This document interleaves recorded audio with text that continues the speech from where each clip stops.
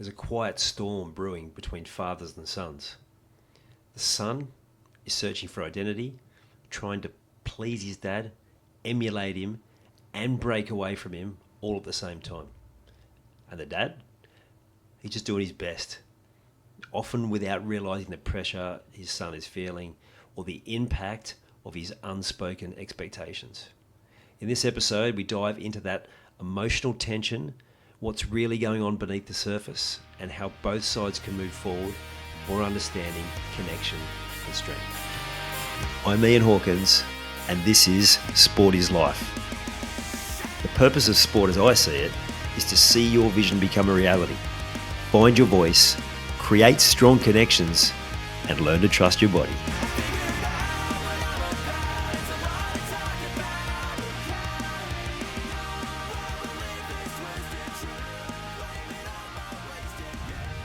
There's a storm brewing. It's coming from the emotional turmoil in the father and son relationship. And you have to think about how much that relationship can have a positive impact, but it also can have a negative ripple across so many different areas.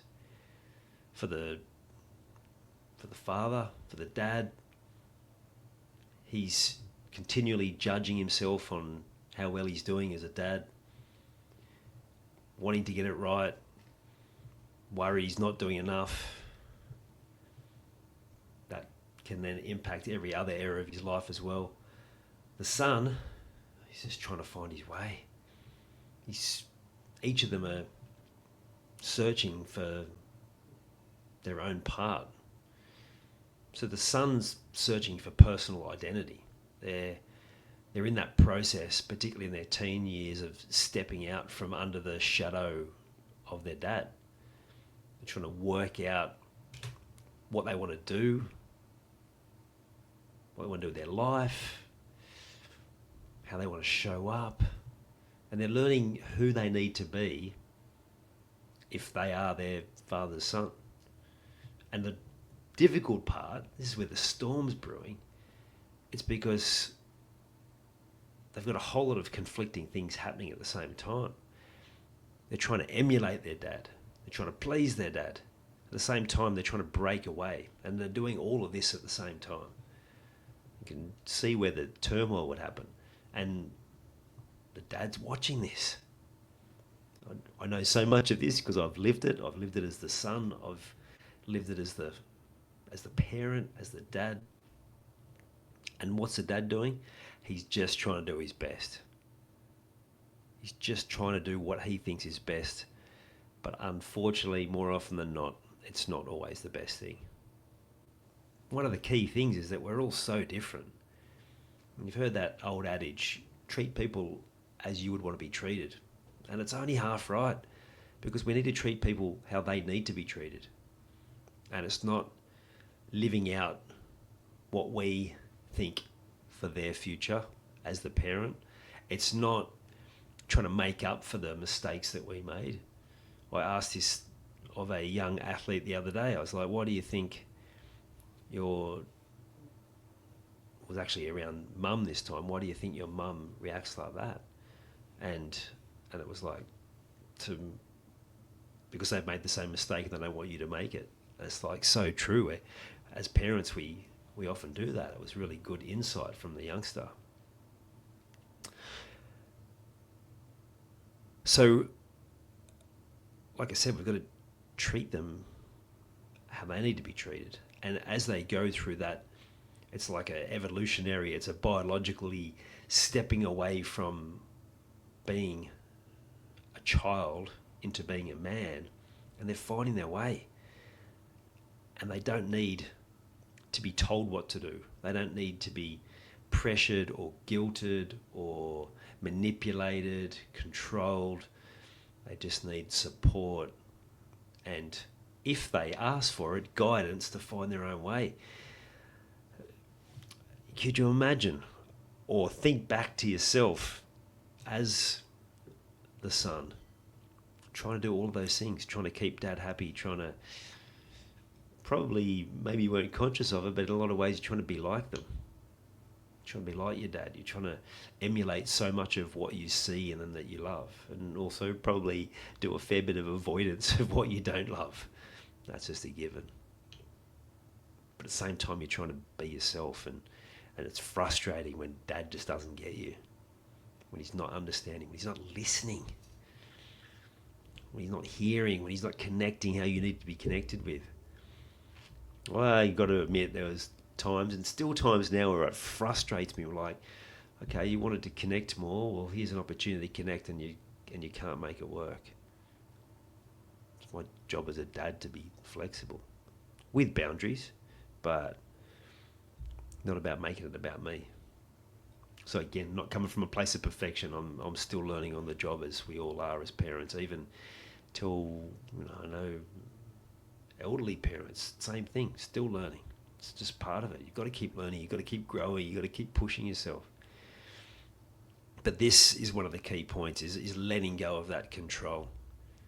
Being able to be someone who listens, who validates, but doesn't force opinions, ideologies, trying to control the direction, trying to make them go down a path, put any pressure on. They're putting so much pressure on themselves. This is where the storm is.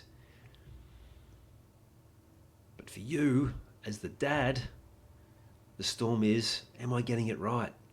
Well, the reality is, you're getting heaps right, and you're probably doing a heap that's not. So the challenge is like, what do you need to do? And sometimes it feels like, okay, what more can I teach them? What more can I guide them? Well, the reality is, what you need to be doing is working on yourself. Because even at that age, they're far more likely to emulate, do as you do, rather than do as you say. So you've got to be the leader in this. You've got to be the one that shows to grow, to get better, to be more confident. If that's what you want from your son, then you need to be the lead. You need to demonstrate that. And I can tell you, it has a ripple effect like you couldn't believe. It has a ripple effect in all areas of your life, but none more so than what your children will absorb, observe, take on, and repeat.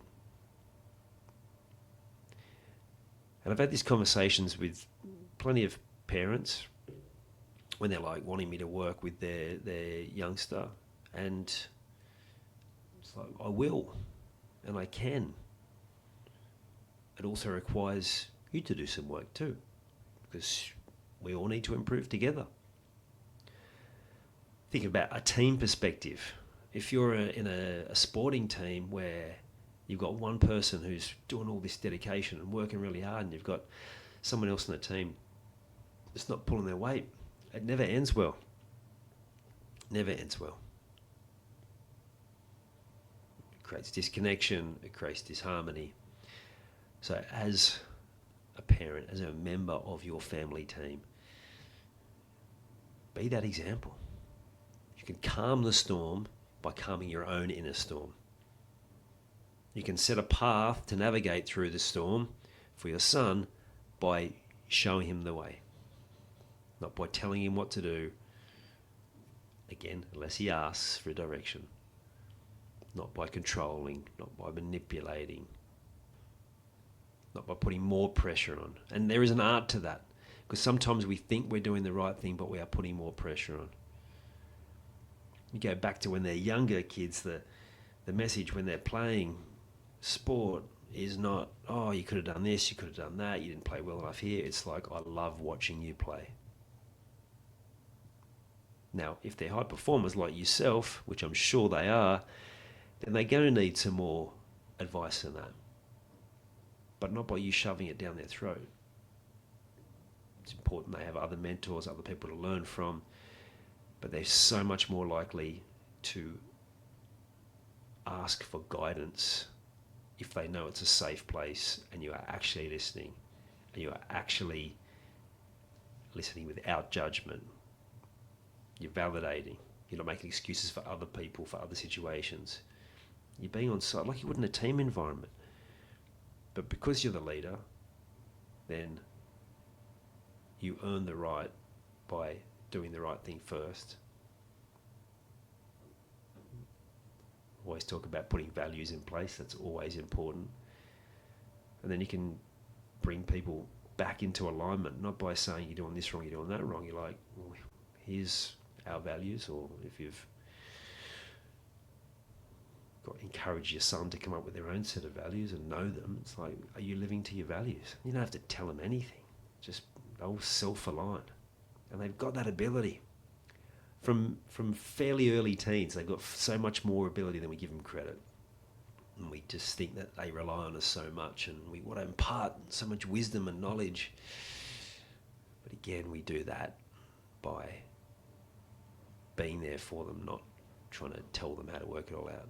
Because the best way for them to be an even better leader than you, which should be our goal, is to give them space to learn themselves. So they can work out, they do want to emulate the good stuff. They do want to please to a certain degree. It'd be good to take the pressure off and help them realize that they don't need to please you. But then also, at the same time, they're trying to break away and be themselves. So finding out more about your differences in terms of how they're wired. It's a big part of like this profiling tool that I've always used, but I'm developing. I've mentioned before, I'm developing the sport version, which uses this same language that I use in this podcast. It's the same that all the guests on this podcast use. It's language that crosses all boundaries, but it's just the best training ground is sport. And it will allow you to be able to identify easily where you sit, where your child sits, and the different nuances of how you need to operate, how they like to operate, and how you find that balance between the two of you. Start with you. Start with, what do you want to change? What do you need to change? How can you be that better role model? Create that safe place for them to find their own way.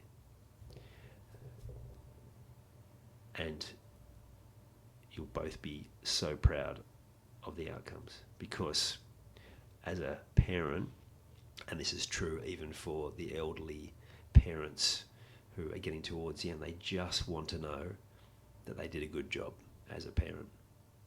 Yeah, sometimes they'd be good to hear it from your child too. And having heard that a few times, not as many times as I would have liked, from your child, it feels amazing. And there's, of course, going to be elements of me not fully believing that, and I'm sure you've experienced that too. But it does, and it's an important part of our legacy, to feel like we've done a good job. And for them, they just want to hear that you're proud. Not just by words, but by every part of you showing just how proud you are. If you let that drive things, then you'll calm that storm. You'll navigate a path out. You'll be able to, and more storms will come. You'll be able to navigate through them, but the storms will lessen. They'll seem so much easier. And you build that connection that we all want, right? We all need as family members. As always, if you haven't hit the like, the follow, the subscribe button, depending on where you are watching or listening, please do that. Help me get in front of more people so I can keep attracting higher quality guests with their awesome stories. Got some crackers coming up, looking forward to sharing with you. So yeah, if you do that, a little bit of help from me, much appreciated. You've taken the time to listen to this whole episode. Now it's time to take action. Commit to one thing you've learned today and make it happen. And to avoid any obstructions, join the Sport is Life movement by clicking on the link in the show notes.